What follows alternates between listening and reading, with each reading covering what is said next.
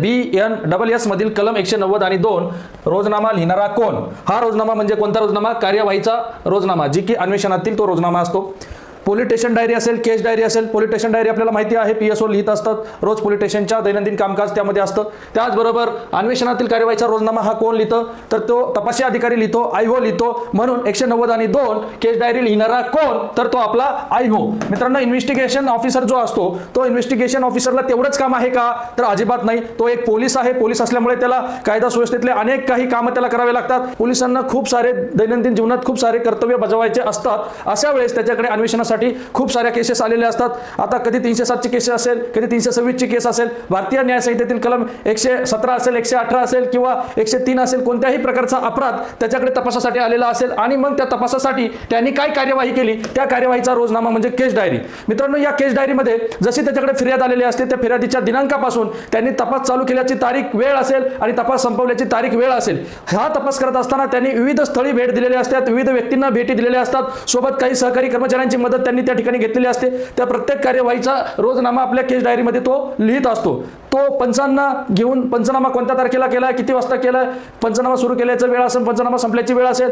कलम 180 नुसार साक्षीदारांना, ज्यांना तथ्याची माहिती आहे त्या साक्षीदारांना कधी भेटला, कधी त्यांची साक्ष घेतली, कोणत्या साक्षीदारांची साक्ष घेतली, वैद्यकीय तपासणी अहवाल कधी प्राप्त केला, ज्या काही तपासातील गोष्टी आहेत, ज्या काही तपासातील कार्यवाही आहेत त्या कार्यवाहीतल्या सर्व बाबी, दिनांक असेल, स्थळ असेल, सोबत असणाऱ्या सहकारी कर्मचाऱ्यांच्या नावासहित तो स्वतःच्या हस्ताक्षरात लेखी नोंद ठेवेल आणि त्या केस डायरीच्या प्रत्येक पानांना पृष्ठांकन करेल. जेव्हा या केसचा संपरीक्षा न्यायालय चालू असते त्यावेळेस या IOला त्या ठिकाणी त्याची साक्ष देण्यासाठी बोलवलं जातं. त्यास IOला त्याच्या स्मृतीला उजाळा देण्यासाठी या केस डायरीचा वापर करता येईल. ही केस डायरी इथं एव्हिडन्स म्हणून वापरता येणार नाही, परंतु न्यायालयाच्या न्यायदानाच्या कामकाजात मदत म्हणून न्यायाधीश या केस डायरी पाहू शकतो. परंतु या IOच्या स्टेटमेंटमध्ये आणि केस डायरीच्या निवेदनामधील जर तफावत दिसली तर विसंगती दाखवण्यासाठी मात्र विरुद्ध पक्ष हा केस डायरी पाहू शकतो. अन्यथा विरुद्ध पक्षाला किंवा आरोपीला ही केस डायरी पाहण्याचा अधिकार प्राप्त होत नाही, कारण केस डायरीला पुरावा समजला जात नाही. फक्त केस डायरीचा उपयोग पोलिसांना साक्ष देते वेळी त्याचा स्मृतीला उजाळा देण्यासाठी करता येतो आणि न्यायदानाच्या कामकाजाला मदत म्हणून ती न्यायाधीश पाहू शकतो.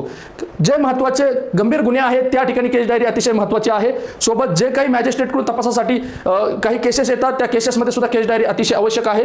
सोबत या केस डायरी जेव्हा अकस्मात मृत्यू घडतो तर मरणान्वेषण म्हणतो आपण, मृत्यूच्या चौकशीचा तपास ज्यावेळेस यांच्याकडे असतो त्यावेळेस सुद्धा केस डायरी अतिशय आवश्यक आहे.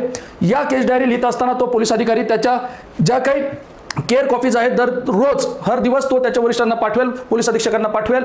जे काही गंभीर गुन्हे आहेत त्या गंभीर गुन्ह्याच्या बाबतीत जो काही मुख्य तपासी अधिकारी असेल तो आपल्या दुय्यम अधिकाऱ्यांकडून सुद्धा या गोष्टींचा आढावा घेईल आणि तपासात झालेली प्रगती तो वारंवार तपासत राहील, मॉनिटरिंग करेल. त्यामुळे ही केस डायरी अतिशय महत्त्वाचा पार्ट आहे. मित्रांनो, अशाच प्रकारे जे काय